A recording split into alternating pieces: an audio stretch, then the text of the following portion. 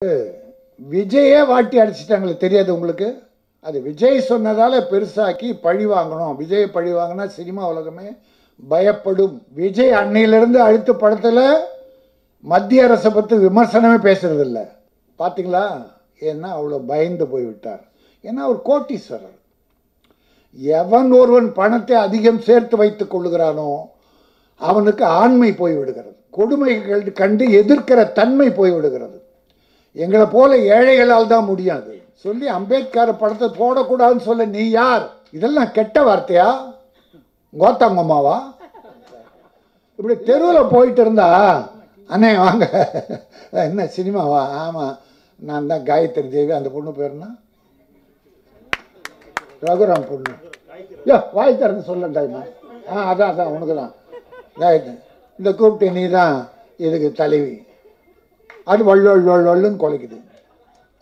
ரூபாய் 2000 படத்தின் தயாரிப்பாளர் இயக்குனர் அவர்களுக்கு வாழ்த்துக்களை தெரிவித்து என்னுடைய அருமை சகோதரர் ஜாக்குவார் தங்கம், விஜய் முரளி, கேமராமேன் டைரக்டர் பிரமோஸ் தாஸ் மற்றும் முன்னாலே பேசிய நல்லவர்கள், மேடையில் அமர்ந்திருக்கிற சிறப்பு மிக்கவர்கள், வாழ்த்த வந்திருக்கிற உங்கள் அத்தனை பேருக்கும் வணங்கி, பெரிய போராட்டத்துக்கு இடையிலே இந்த படத்தை சென்சார் வாங்கியிருக்கிறேன் என்று ருத்ரன் சொன்னார். நான் அவருக்கு கோச்சிக்கூடாது. மேலே நான் வெளிப்படையாக பேசுவேன். நீங்கள் என்ன படமாக எடுத்திருக்கீங்க? படமாக சார் எடுத்திருக்கீங்க? எங்கள் நாட்டில் எல்லாம் நடக்கும் சார். நாங்கள் பண்ணுவோம். மணல் கொள்ளை அடிப்போம், கொலை பண்ணுவோம், ஆணவ கொலை பண்ணுவோம். வசதி உள்ளவன் கை காட்டுறோம், நாங்கள் செஞ்சுட்டு போகிறோம். அதை எடுத்து சொல்கிறது நீங்கள் என்ன? ஒரு 18 நாள் ஷூட்டிங்கை முடிச்சுட்டு ஒரு 1.5 கோடி செலவு பண்ணிட்டா நீங்கள் எங்கள் விஷயத்தெலாம் சொல்லிடுவீங்க. நான் உங்களை பாதுகாக்கிறவங்க ஆச்சு. நாங்கள் எப்படி உங்களுக்கு சர்டிஃபிகேட் கொடுப்போம்? அதனால் நீங்கள் இது ஒன்றும் படம் எடுக்கலை, இந்த நாட்டுக்கு பாடம் எடுத்திருக்கீங்க. இது மிகப்பெரிய பாடம். இது ஒரு புரட்சி. ருத்ரன் அவர்களுக்கு சும்மா ஒரு ஷாக் கொடுக்கணுன்றதுக்காக நான் அப்படி ஆரம்பித்தேன். ஆனால் அவர் கம்யூனிஸ்டுக்கார் போடுறது எதுக்கு ஷாக்குமே கவலைப்படக்கூடாது.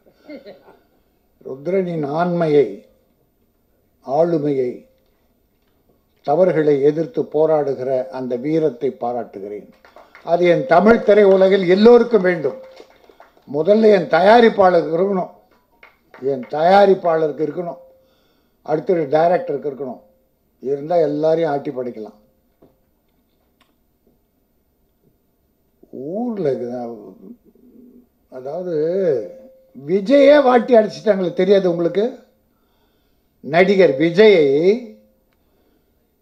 ஒரு 8, 9 மணி நேரம் 12 மணி நேரம் மன உளைச்சலை உருவாக்கி அவரை தூக்கத்துக்கு எடுத்து ஷூட்டிங்லேருந்து நெய்வேலிக்கு போய் மெர்சல் படத்தில் ஜிஎஸ்டியை பற்றி ஒரு சின்ன விமர்சனம்.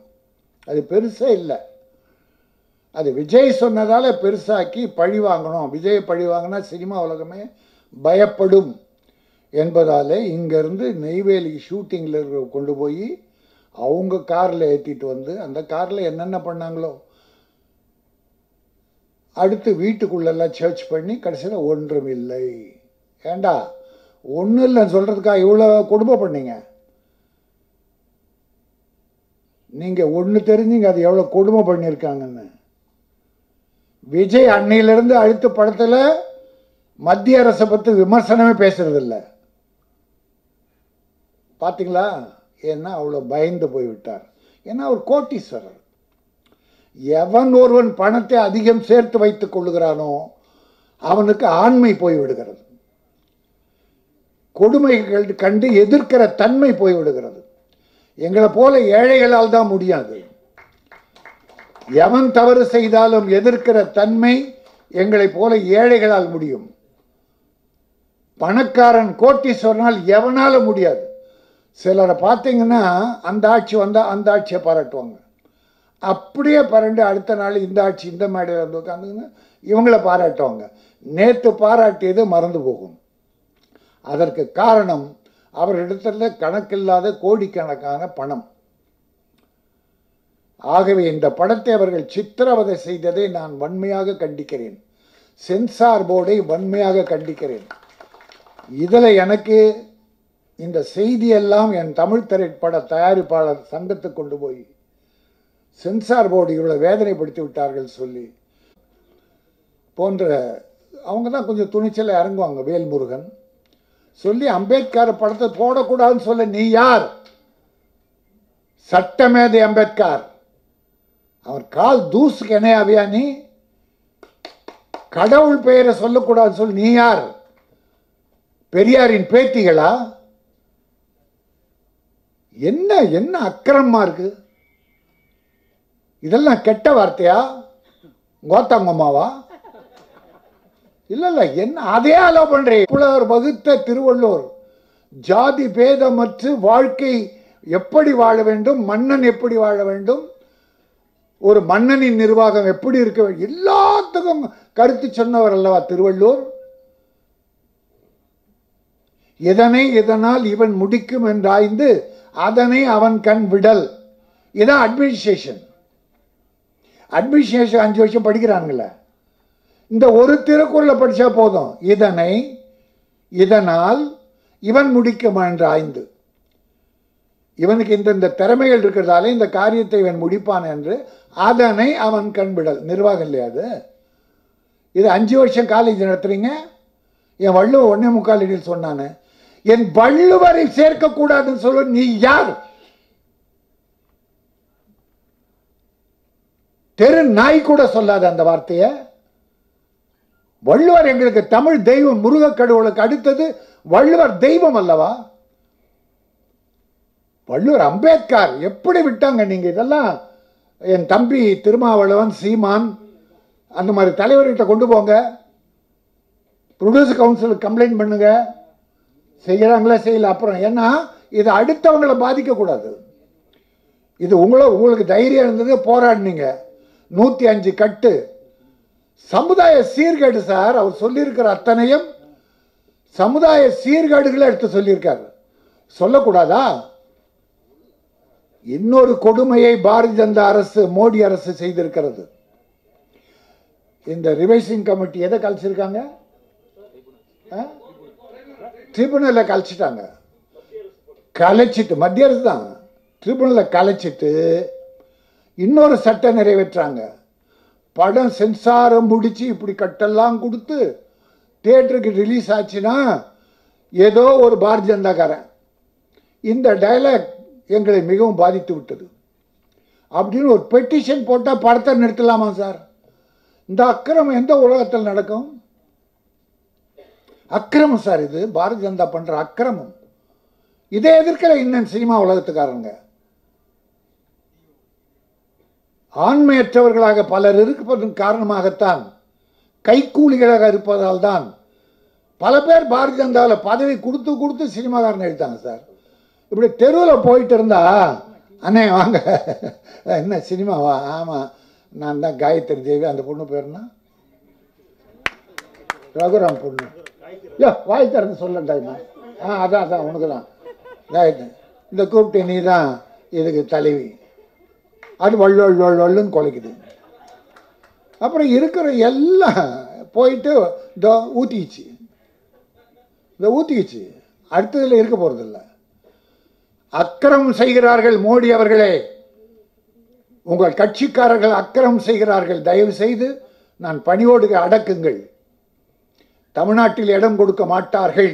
இப்படி செய்தால் வளராது, தாமரை வளராது, ஒரு கிளை கூட, ஒரு இலை கூட பழுதிக்க வராது. அக்கிரமம். ஆகவே இந்த ஒரு படம் என்பது எங்கள் தமிழ் திரை உலகத்திற்கு விடுக்கப்பட்ட எச்சரிக்கை. எல்லா ப்ரொடியூசரும் தயாராக இருக்கணும், ஒன்றாகணும். ப்ரொடியூசர் கவுன்சில் கில்டு, என் தம்பி ஜாக்வார்த்தங் கில்டு, எல்லாரும் சேர்த்து ஒரு ஆர்ப்பாட்டம் பண்ணணும். இதுக்கு கேள்வி எழுப்பணும். ஏன் வள்ளுவர் வரக்கூடாது? எங்கள் தெய்வ புலவரை ஏன் சொல்லக்கூடாது? அம்பேத்கரை ஏன் சொல்லக்கூடாது? சட்டம் வகுத்தவனே அவன். அவன் சேர்க்க படம் போடக்கூடாதா? என்னங்கடா அக்கிரமமா இருக்குது.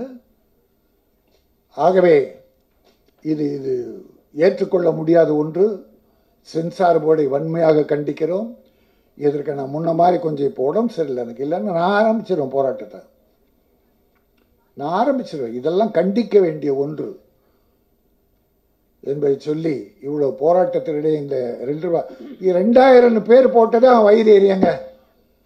2000 போட்டிங்களா அந்த ரோஸ் கலரு, அது ரோஸ் கொடுக்குறது தானே, மேலே ரோஸை போட்டிங்களா. இந்த ஒரு பாட்டி கேட்டது, என்னடா ஐஸ்கிரீம் வாங்கிட்டு வந்துக்கிறேன், ஐஸ்கிரீமில் போட்டி அந்த நோட்டை ரோஸ் ஆயிடுச்சுன்னு. என்றைக்கு 2017 நவம்பர் 8ஆம் தேதி இரவு சர்வாதிகாரமாக தனியாக பிரதமர் இரவிலே அறிவித்தாரோ 1000 ரூபாய் நோட்டு 500 ரூபாய் நோட்டு செல்லாது என்று இந்த நாட்டுக்கு தரித்திரம் பிடித்தது. ஏழைகள் இன்னும் பாழாய் போனார்கள். ஆனால் அதே சமயத்திலே அந்த கார்பரேட் கம்பெனிகள், பாரதிய ஜனதாக்கார கோட்டீஸ்வரர்கள் எல்லாருக்கும் முன்னாலே அந்த செய்தி தெரிந்து நோட்டை மாற்றி விட்டார்களாம். இது மக்கள் சொன்னது, மக்களுக்கு நன்றாக தெரிகிறது. ஏழைகளை பாழாக்கி எத்தனை பேர், 65 பேர் லைன்ல நின்று இறந்து போனார்களே, எவ்வளவு ஒரு கொடுமை. அதுக்கு பிறகு ஜிஎஸ்டி, மருந்துக்கு, இட்லிக்கு, எல்லாத்துக்கும் ஜிஎஸ்டி. போ சாவிட கழுத. அதாவது இந்த நாட்டில் ஏழைகளே இல்லாமல் செய்கிறோம்னு ஒருத்தன் சொன்னானா. ஓ ஏழைகள்லாம் பணக்காரன் ஆகிடுவாங்கன்னா ஏழைலாம் சுட்டுட்டாங்க.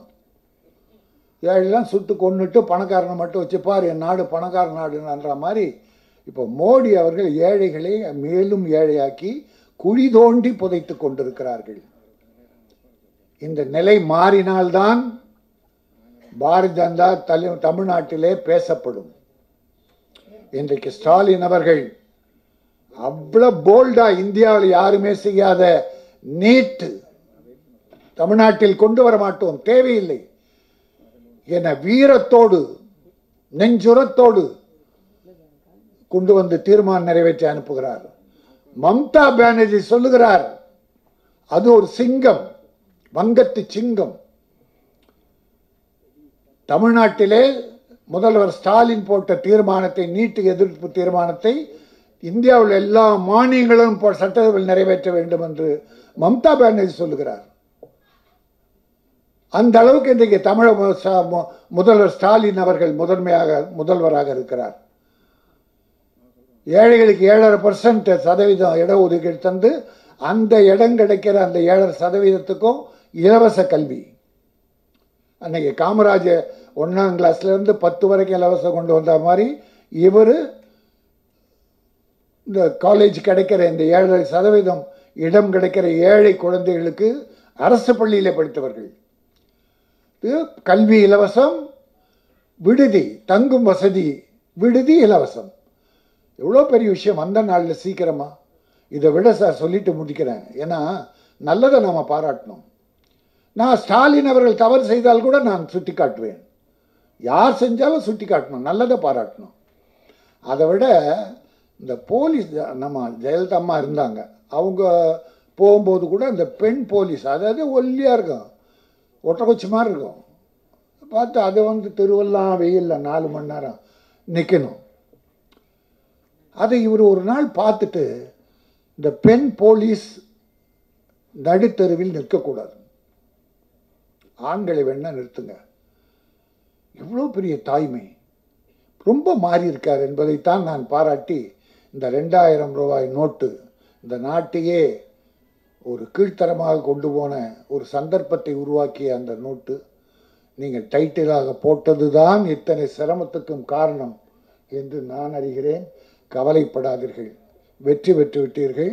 மக்கள் இதற்கு நல்ல வெற்றியை தந்தால், போட்ட பணத்தை திருப்பி கொடுத்தா இதை விட பெரிய புரட்சிகரமான படத்தை டைரக்ட் செய்வார், தம்பி தயாரிப்பார். என் தம்பி பிரிமுஸ் தாஸ் நல்ல மாதிரியான கேமரா பயன்படுத்தி இருக்கிறார். பச்சையப்பன் அவர்கள் தயாரிப்பாளரும், ருத்ரன் இயக்குனரும், கலைஞர்கள் எல்லாம் நீடூழி வாழ்க என சொல்லி வாழ்த்து விடைபெறுகிறேன். நன்றி, வணக்கம்.